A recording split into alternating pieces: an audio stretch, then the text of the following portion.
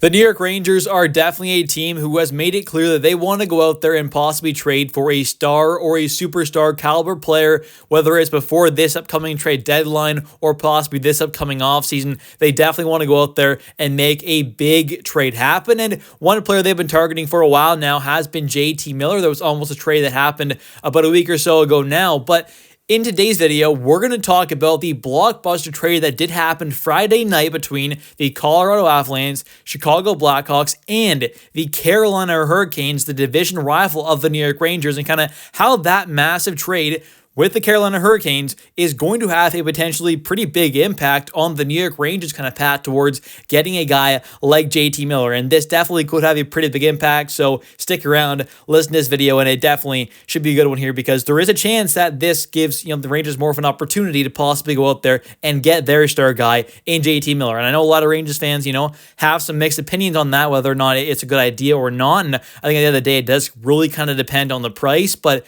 I do think that with how desperate the Canucks are possibly getting, and we'll talk about that later on in this video as well, it definitely seems like there could be a trade happening here, and it does seem like the Rangers could have a decent amount of leverage as well. So let's get right into it here, not going to drag on any longer, and let's just take a look first off at that massive three-team trade. If you have not seen it already, we ended up seeing going to the Carolina Hurricanes, Mikko Rantanen, a true superstar caliber player, and Taylor Hall, who is not bad at all.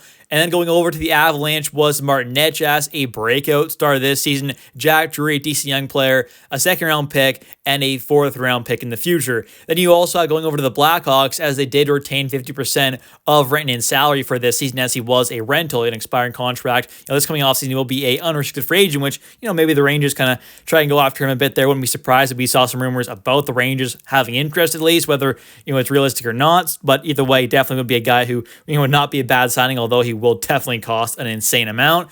But obviously, a third-round pick going to the Blackhawks to kind of make that contract work better for the Canes. But overall, a blockbuster trade truly. And, with that being a division rival, a team who was reportedly interested in kind of, going after someone like JT Miller. Though that was the other kind of main team kind of in most reports there that I kind of saw alongside the Rangers. Obviously, the Rangers were kind of the most kind of reported rumored team in going after JT Miller. But number two that I saw, it seemed like was the Canes there. So with them now realistically being out of that race, I mean, they've added in Mikko Rantanen and Taylor Hall. I cannot imagine at this point that they would be realistically going after a guy like JT Miller. That'd be pretty insane if they were. So I got to imagine that they're not probably going to be looking to do that. So if that is going to happen and they're out of the race, then that kind of obviously opens things up for the Rangers to possibly have a bit of an easier path in going after JT Miller. And, a lot of Rangers fans have some mixed opinions on it, but at the end of the day, we know Chris Drury definitely wants to make a pretty big trade, and JT Miller definitely could be that. And the other two teams that, were also kind of linked to JT Miller as well in the sweepstakes for him are the New Jersey Devils and the Dallas Stars. So there is some competition, it seems like, for JT, but at the end of the day, if he does want to come back to New York, then he kind of gets to pick that because of the fact that he does have a full no movement clause. So JT has the kind of the full decision on kind of what happens here. He gets to really kind of decide on whether or not he does get traded at the end of the day and kind of where he does go if he does end up getting officially traded away. So that's kind of the good thing for whichever team he kind of decides to go to, because there are some pretty big reports here that are kind of talking about him and kind of the Canucks both just kind of wanting a kind of change here. Both sides kind of want each other to kind of just move on there and JT to kind of go away. So if those are reports there, and obviously him having that no move clause, whichever team he kind of picks to go to, it kind of does limit the Canucks on the value they can kind of get in return, because JT Miller can basically say, I'm only picking the Rangers, let's say. So he really has all the cards in his hands there. He holds all the cards. He kind of has the final decision there. So we'll see what does happen, but if the Rangers can kind of get, JT Miller at maybe, 25% retained, 20% retained, and they're offering up a decent amount of value there, or maybe even if it is like, 10, 15% retained, get a little bit retained there, his contract could look really, really good. And even at $8 million, it's not too bad, but if you can get it retained at all, especially with all the kind of, issues that have kind of gone on in the past there with, Pettersson and Miller that's kind of going on right now, even and all that kind of stuff there, and how bad the Canucks want to see him moved on, and obviously him having the no move clause, and the Canucks not having a lot of really kind of leverage. Maybe Chris Drury could get the Canucks to retain a little bit of salary, but either way, he's going to cost a decent amount. It's not going to be for like a second round pick and that's it. But I think he could be a pretty nice addition to this team, especially if he is retained a bit there. But either way, it definitely could be a move that does happen at some point in the near future. With all these kind of rumors with the Canes now being out of the mix, whether it is the Rangers or not, it definitely seems like both sides here want to move on, and it could happen at some point in the very near future, it seems like. And maybe it is the Rangers, maybe it's not, but either way, we're going to take a look at this quote here from Frank Seravalli, kind of talking about this situation between the Canucks and Miller, as he goes on to say, quote, "The Canucks seem to have reached a point where they are ready to move on from Miller. Likewise, Miller seems to have reached a point where he is ready to move on from the Canucks," Seravalli wrote. "The holdup is that the Canucks are trying to extract the most value possible for a very distressed asset."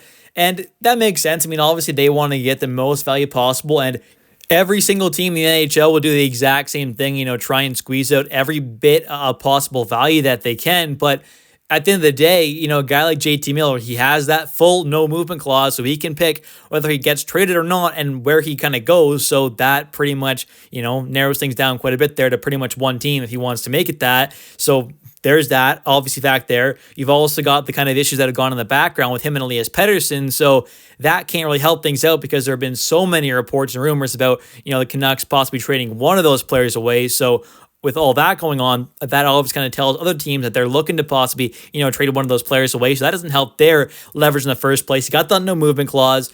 Obviously, JT's not having his best overall season of his career right now either, compared to, those last couple ones, you could say. So I don't think he has the most value right now, that's for sure. And with all that kind of leverage not being in the Canucks' favor, to me, there's no reason why the Rangers should really have to, overpay or pay a ton for someone like JT Miller here. I don't think we should have to see the Rangers have to give up a ton here. I mean, is it going to cost a decent little bit? For sure. I mean, you still have to kind of match up the salaries, at least somewhat there. The Canucks are going to want some kind of a center back in return. So it probably will be Philip Hedl, I'd imagine, for sure, kind of going in a JT Miller trade. I think that's almost guaranteed. Maybe I'm wrong. Maybe someone else kind of goes there, but it does kind of seem like the Canucks would probably need almost a center back in return. So there might have to be one unless there was some kind of 3-team trade worked out, which that would get things even more complicated. And maybe there will be, who knows? But my guess is that you'd probably have to see Philip Hedl, like the kind of reports and rumors have been about that kind of reported trade there, that it would have to be Philip Hedl going. And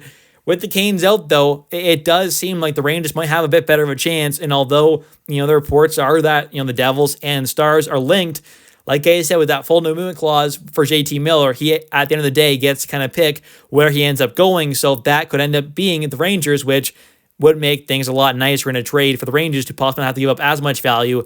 And there was also a report earlier Friday that I did see that basically said that according to Sportsnet Elliot Friedman, the Carolina Hurricanes and New York Rangers are two of the teams with permission to talk to Miller. And that report came out before that trade happened Friday night with the Carolina Hurricanes and the Avalanche with the Mikko Rantanen deal there. So that happened before that, basically saying that those were the two teams that have permission. And, maybe there are other teams that have permission as well, like the Dallas Stars or possibly Devils. But either way, that's saying the Rangers are one of the teams that definitely do have permission for sure to talk to JT Miller, which is at least, a pretty good sign there. The Rangers very well could end up getting a trade done at some point in the near future, especially with this Mikko Rantanen trade happening between the Carolina Hurricanes, Chicago Blackhawks, and Colorado Avalanche. Anyways, thank you all so much for watching this video. If you have enjoyed, definitely hit that subscribe button for daily New York Rangers content. I really do appreciate it.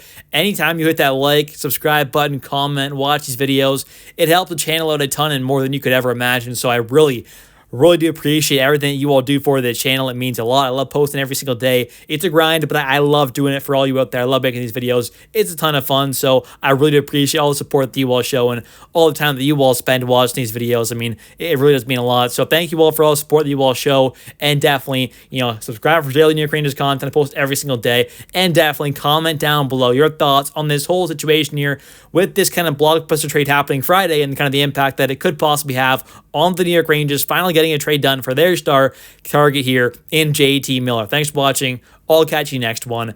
Let's go Rangers.